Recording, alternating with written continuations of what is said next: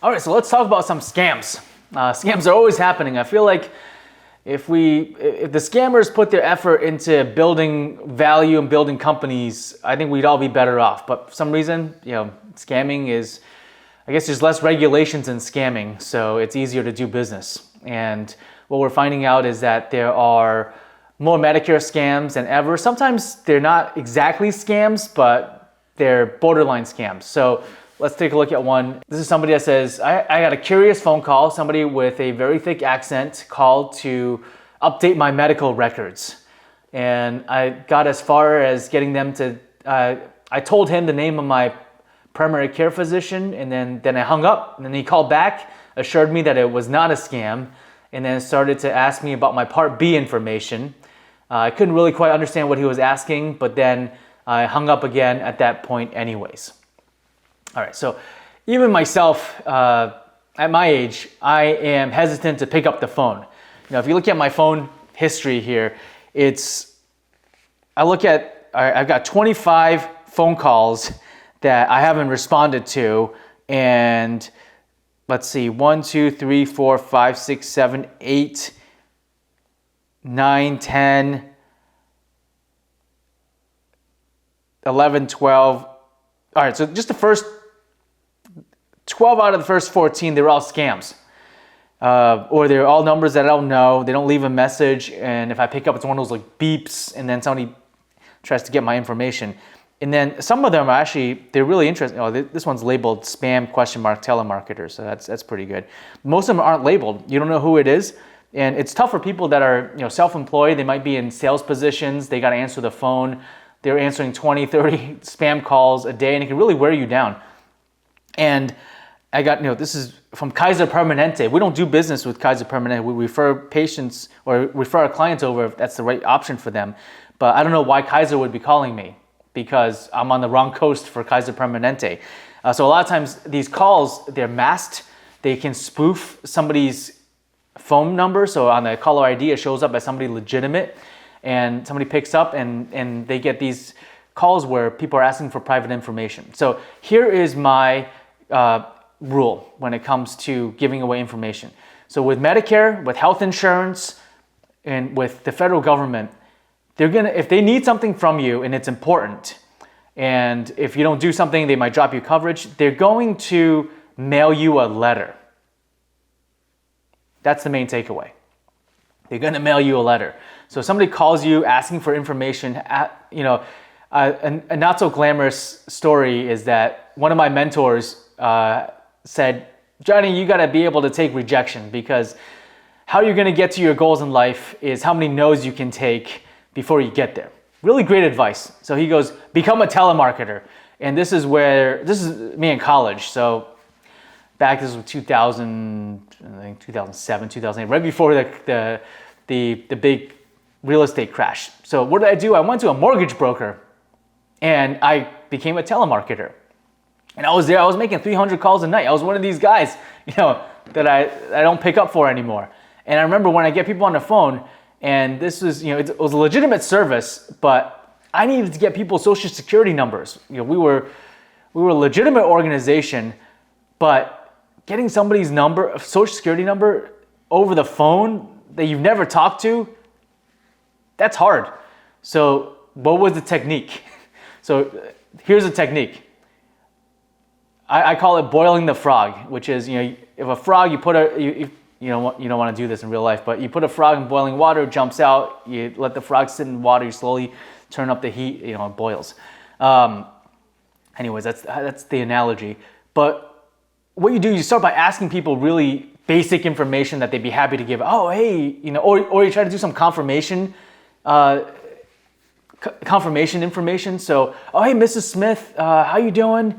This is Johnny from, so-and-so, and I just wanted to call because I got some information. I got your file on my desk, and I saw that you still live at 123 Pine Street. Is that all right? I just wanted to double check because I got this information. My manager put this on my desk, and I just want to see. Okay, great. And your phone number is still. I know I'm calling you on your phone number, but I just wanted to verify. Is your phone number still this? Great.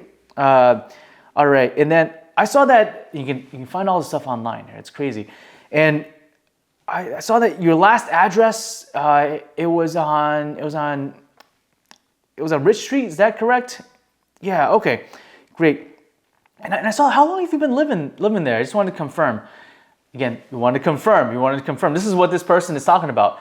And then it's like, oh, by the way, who do you go see for a doctor? Because you have them confirm 3 things or more, then people are more likely to give you information, because there's something called, it's like a commitment bias. You've committed to talking to somebody, so you want to get to the end of the conversation to see what it's really about. Otherwise, you feel like you wasted all this time. That's why you go to the casino, and if you lose a little bit of money, you go on this revenge betting binge where you feel like you're going to win back. Same thing with human psychology here, and that's how the scammers get you. And then it's like, oh, well, okay, you go to see this doctor.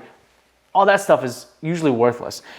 But then it's like, oh, to go see a doctor, what insurance are you on? Oh, okay, so you're on Medicare, great. I